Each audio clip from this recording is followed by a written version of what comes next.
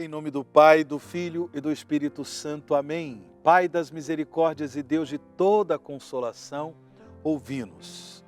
Que Deus seja louvado, meu irmão, que Deus seja louvado, minha irmã, pela alegria deste nosso encontro no programa Oração ao Pai das Misericórdias.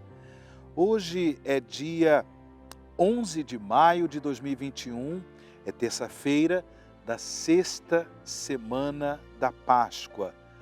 Nós estamos pouco a pouco nos encaminhando para o encerramento do tempo litúrgico da Páscoa, porém sabendo que a igreja vive do mistério pascal de Cristo. Sempre quando a igreja celebra o sacramento da Eucaristia, celebra a Santa Missa, no sacramento da Eucaristia se atualiza o mistério da Páscoa de Nosso Senhor. A vida sacramental da igreja, os diversos sacramentos, é sempre celebração do mistério da Páscoa do Senhor. Quando, por exemplo, a igreja celebra um batizado, a pessoa que é batizada na morte de Jesus para viver a vida nova com Cristo ressuscitado. Portanto, a igreja vive do mistério pascal. E mesmo chegando ao final do tempo litúrgico da Páscoa, nós sempre, como igreja, celebramos o mistério pascal de Nosso Senhor, porque esse é o mistério central da vida da igreja, a Páscoa de Nosso Senhor. E a igreja, ela é chamada a ser uma igreja missionária, como diz o nosso querido Papa Francisco, uma igreja em saída, uma igreja que, portanto, ela vai ao encontro das pessoas para levar o anúncio de Jesus Cristo, o anúncio desse amor de Deus revelado no mistério pascal de Jesus, sua morte de cruz e sua gloriosa ressurreição. Irmãos e irmãs, para nós rezarmos no programa de hoje, vamos tomar o evangelho deste dia, que é o evangelho de São João, capítulo 16, do versículo 5 ao versículo 11.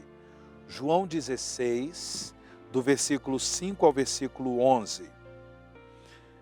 Naquele tempo, disse Jesus aos seus discípulos: agora parto para aquele que me enviou.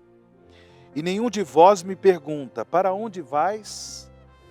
Mas por que vos disse isto?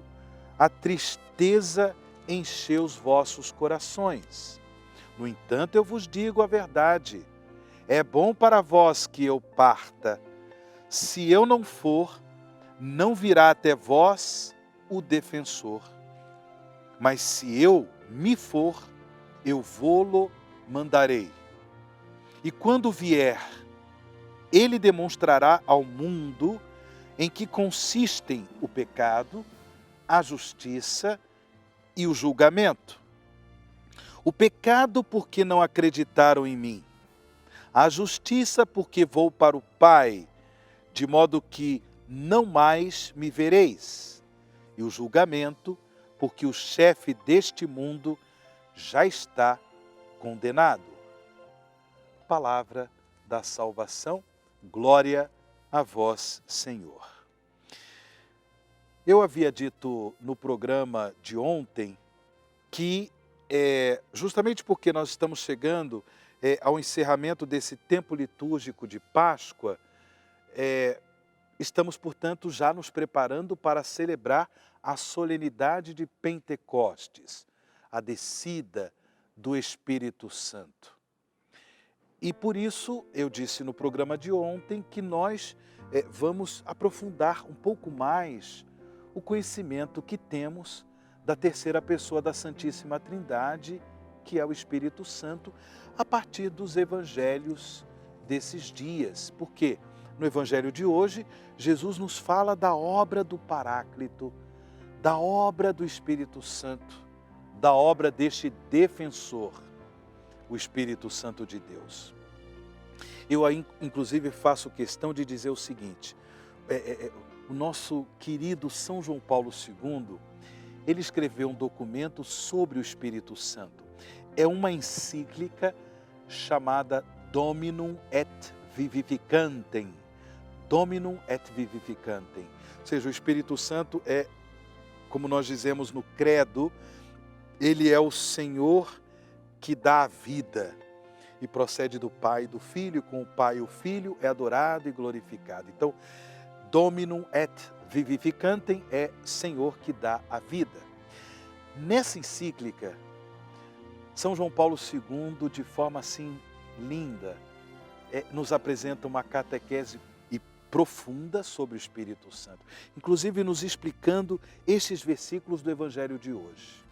Eu não tenho tempo suficiente, para explicar as riquezas do Evangelho de hoje, mas simplesmente eu gostaria de dizer o seguinte. Primeiro, quem é o Espírito Santo?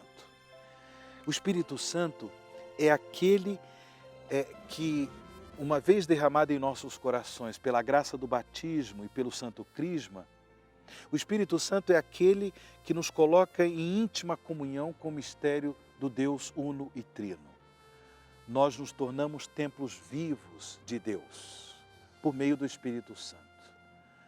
E, portanto, ele tira do nosso coração toda a tristeza. Jesus faz aqui aos seus discípulos um discurso de despedida, mas ele deixa bem claro: é bom para vós que eu parta. Se eu não for, não virá até vós o defensor. Mas se eu me for, eu vou-lo mandarei.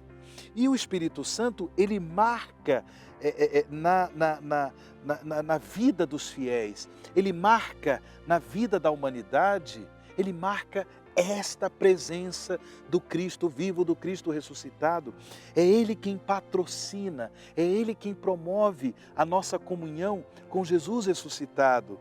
Então, mesmo sabendo que Jesus subiu aos céus, está sentado à direita de Deus Pai Todo-Poderoso e assim por diante, Ele está conosco, Jesus está no nosso meio, Ele está em nossos corações por meio do Espírito Santo de Deus. O Espírito Santo, portanto, ele marca uma presença nova do Senhor em nossa vida.